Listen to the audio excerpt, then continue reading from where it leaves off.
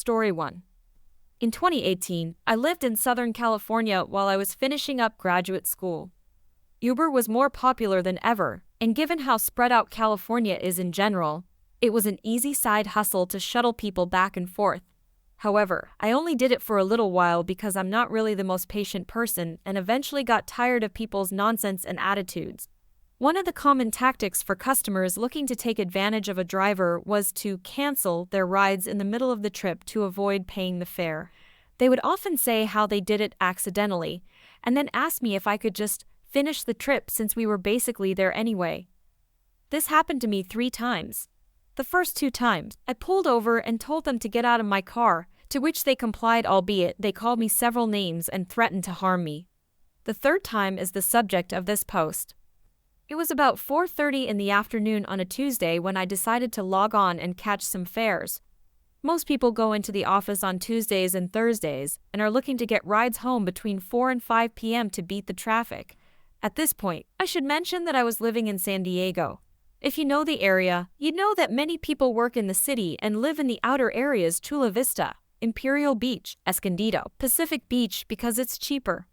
On the day of the event, oh yes, it was an event, I picked up a middle-aged woman who was a student at the local community college downtown. Although she was in community college, I could tell she had money by the way she dressed and where she was going: La Jolla. She gets in my car and starts to make conversation with me. I am driving through town, and as I am about to get on the highway, I hear the cancellation sound. I pulled over to a parking lot and let her know that she canceled the ride and I could not drive her until she rebooked it. She gave me the "it was an accident" excuse. I told her not a problem and to just rebook the route. Well, at this point, all those people I told you about earlier had just got off work, and we were in what I call the power hour of maximum surge pricing. La Jolla is like 25-40 minutes from downtown San Diego, depending on traffic.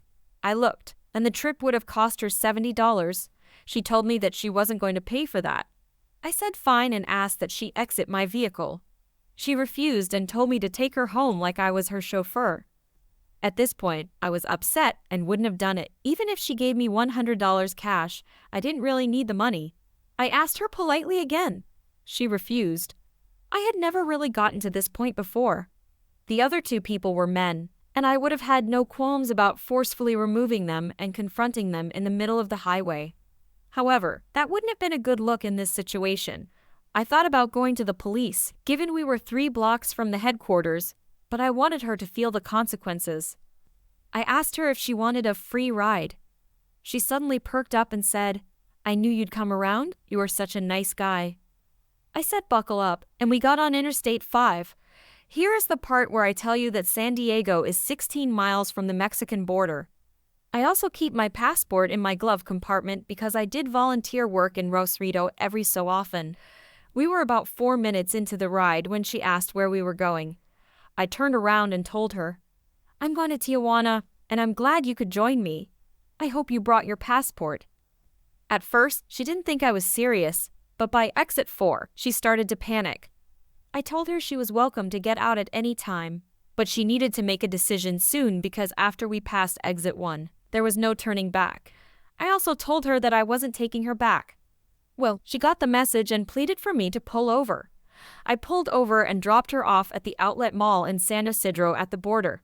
Just for giggles, I checked the Uber rate from the mall to La Jolla, and the cheapest rate was $87 for a pool ride. I didn't make any money that night, but that was the richest experience I had while being a rideshare driver. I stopped about 1 month later and sold my car. For those concerned that I was going to kidnap this woman, I communicated with both Uber support and a few of my friends to let them know she would not get out of my car after being asked repeatedly prior to driving towards the border. I covered my bases. Story 2. I might not be in the right sub, but my art teacher said I wasn't good enough, so I worked my hardest to prove him wrong. Context: the school I go to is well respected in my country, so it was not uncommon for venues to request to display a student's work or to ask for students to sing live for them. On the occasion in question, the largest art gallery in the country, Gallery X, had asked my school to submit inspired art to be put on display. The school agreed and said that they would submit 5 pieces of work, 1 piece per year for years 9-13. Back to the story. I disliked art growing up, but it was a mandatory subject until you got to choose your subjects in year 10. Needless to say, I dropped the subject as soon as possible. Despite disliking the subject, I still put effort into my work, and some of it wasn't that bad. However, at the same time, I would not hide away from expressing my views when we were given a task that I didn't see a point to, even if the teacher was in earshot. Needless to say, my relationship with the art department faculty wasn't the best. My teacher at the time particularly had it in for me.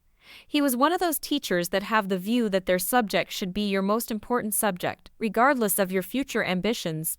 If he thought that you weren't prioritizing art, then he would make your life difficult. Yet again, I disliked art as a subject. He knew this, but I would still do any work to the best of my ability. We had just finished a project where we had to mix different pigments to create our own unique color. Being colorblind, I struggled a lot as I literally could not differentiate between half of the pigments. I gave it my all but ended up giving up halfway through the project.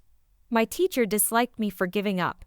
In his defense, he had tried to make it as easy as possible for me, but I disliked the subject and saw a way out, so I took it. My teacher was beyond upset. When we went to hand in the project, he gave me a lecture about how I need to put in more effort and work harder because the quality of work was unacceptable. Remember, I literally couldn't see half of the project. Once that project was finished, my teacher told us that Gallery X had asked that we create some inspired art. We were basically shown 5 different paintings that we were supposed to recreate in our own way. There was a big fuss about this. People were saying that art schools would be giving out scholarships, that there was a $10,000 reward, and other nonsense that 14-year-olds make up. But nevertheless, everyone wanted to be the one to have their painting in Gallery X. So for the next month and a half in my art classes, we would work on our piece. After the first week of working on my piece, the excitement of the new project wore off, and so did my eagerness in lessons. My teacher noticed this and went from complimenting my work to yelling at me about what I was doing wrong. By the 4th week, I was over the project and just wanted to be done with this. With 2 weeks left on the project, my teacher pulls me aside to tell me that my work isn't good enough and I need to improve it. I tried to improve, but he kept on belittling me. So out of arrogance and spite, I made art my most important subject until the end of this project. I dragged myself to each lesson, quietly working myself to the bone, counting down the days until the deadline of the project. After what seemed like a year to 14-year-old me, the second last lesson arrives. This lesson was not for final touches or anything like that. My teacher had decided that he should review what each student has done well and where they could have improved. He walks around the classroom, complimenting everyone's work until he gets to mine. I don't remember exactly what he said, but I'm pretty sure none of it was positive. I do remember, however, how he finished talking about mine. You can tell that OP hasn't given this any thought and hasn't taken this seriously. That stung because yes, I had lost interest in it, but I had still worked hard in lessons and given it my best shot. The bell then went, and I sulked out of the class with my tail between my legs. The last lesson finally comes, and I can't wait to be over with this project. This lesson was the big one too. The judges from Gallery X were coming to school to judge all of the work. They come into our class, do all the formalities. These all look so good. I have no idea how we can decide on only one, etc. Then they start walking around the room muttering to each other. The whole class is standing silently at the back trying to hear what they are saying. They do a full lap of the room, then walk back over to my spot. I don't even notice this as I had tuned out after they had looked at the second painting. They then ask the teacher whose work they are standing over. He looks at them almost in disbelief as he gestures to me. I snap out of my daydream and just smile politely with no idea what is going on. The judges then confer for a while my teacher and I frantically try and figure out what is going on. Finally, after about 5 minutes of mumbling, they say that they want to shortlist it to potentially be shown in Gallery X. I look on at them in shock, then yet again smile politely and say thank you. I cannot begin to describe the look on my teacher's face. I don't think I have ever seen someone more confused, angry, and disappointed all at the same time. My teacher then begrudgingly thanks the judges and walks them to the door. He thanks them again as they leave, then stumbles back to the class. He doesn't even congratulate me on my work. He just defeatedly says, "Good work, everyone. As a reward, I'll put on a documentary for you all to watch." And he did just that, not saying another thing until the end of class. Later on that week, I got an email from Gallery X asking for my permission to display my work, to which I happily said yes. To sum it up, the work that he disrespected and said had no effort put into it was selected from 192 others and got featured in the biggest art gallery in the country. I hope you enjoyed it. Story 3. So I work evenings at a fast food chain to make some extra cash. At the chain I work for, there is a regular who comes in, orders the same thing every time, asks for extra seasoning salt, and then complains to the poor cashier about how the cooks clearly don't know how to follow instructions because we never put on enough seasoning salt. So on Monday when he came in and ordered the exact same thing as usual, I followed his instructions to the letter. I prepared his burger, spun the top off the seasoning salt shaker, and dumped it on until a small mountain had formed on the patty. I then spread it evenly until a thick layer of seasoning salt made it difficult to see the patty underneath. Dinner is served. I wanted to see him eat it so badly, but he always takes it to go. But when he came in on Wednesday, he ordered the same thing as usual, except this time, he didn't ask for extra seasoning salt. Bon appetit.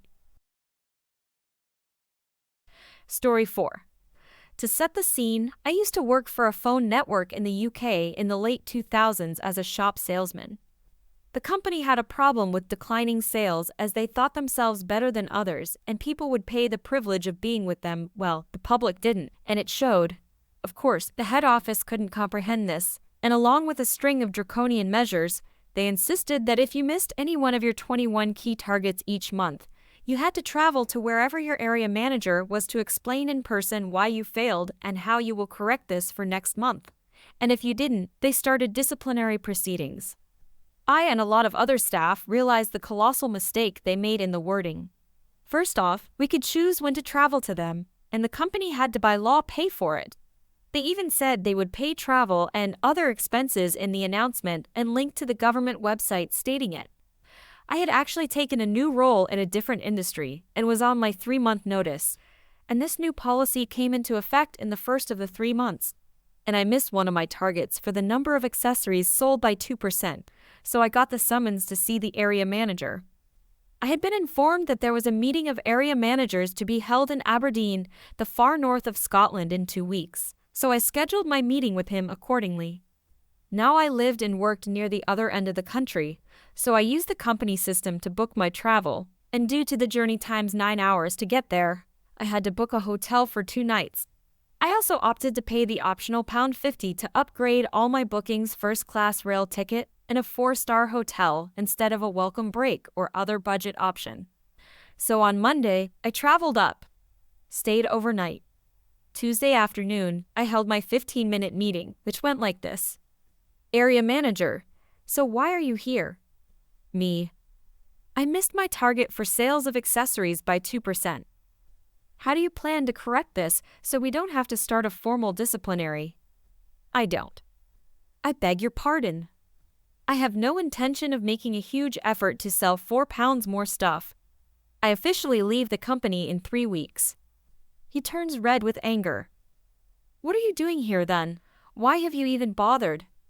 Well, you see, I need a good reference, so I'm following all the rules. I'll end it there, but you get the image. I also showed him how much they paid to send me up there. Train tickets first class both ways were close to £800, and the hotel was around £400 for 2 nights.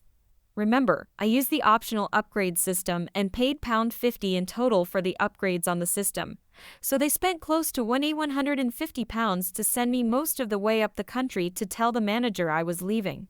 Oh, and they also paid me for 3 full days' work to attend this meeting again, as they said it was on company time, so we got paid.